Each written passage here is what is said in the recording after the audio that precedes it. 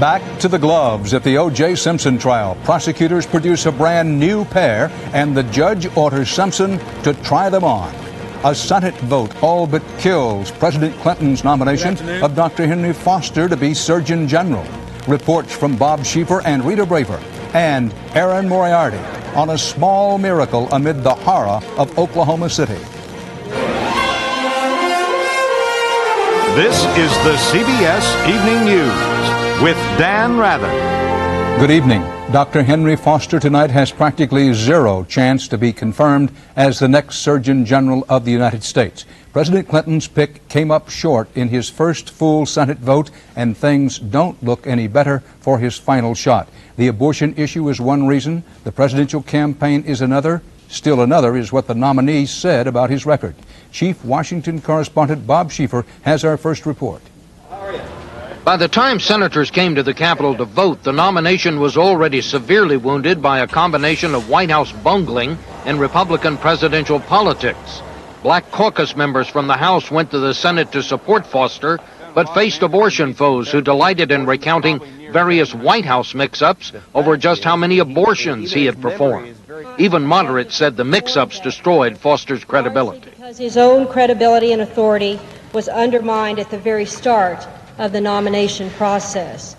On top of that, Republican Senator and presidential candidate Phil Gramm promised to filibuster against Foster. And I do not believe that we should confirm a candidate for Surgeon General whose views are identical to Jocelyn Elder's in every way.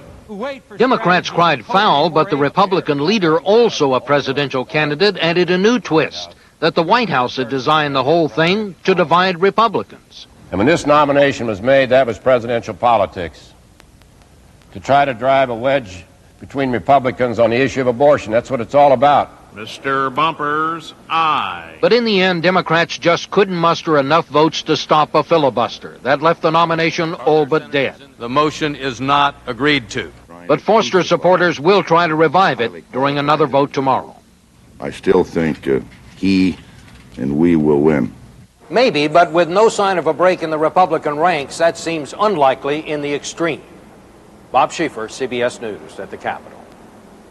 This is Rita Braver at the White House. With Henry Foster by his side, President Clinton strode into the White House Rose Garden to accuse Republicans of blocking this nomination simply because Foster is an advocate of abortion rights.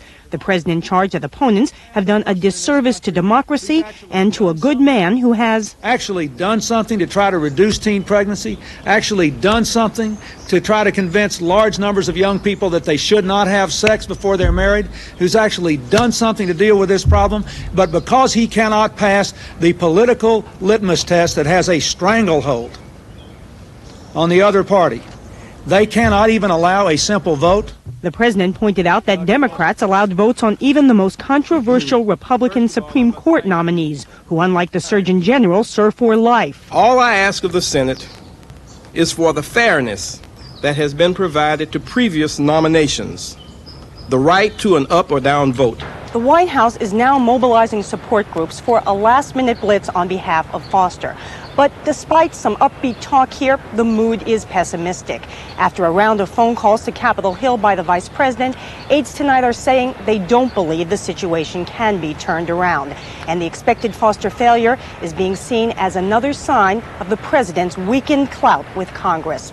Rita Braver, CBS News at the White House.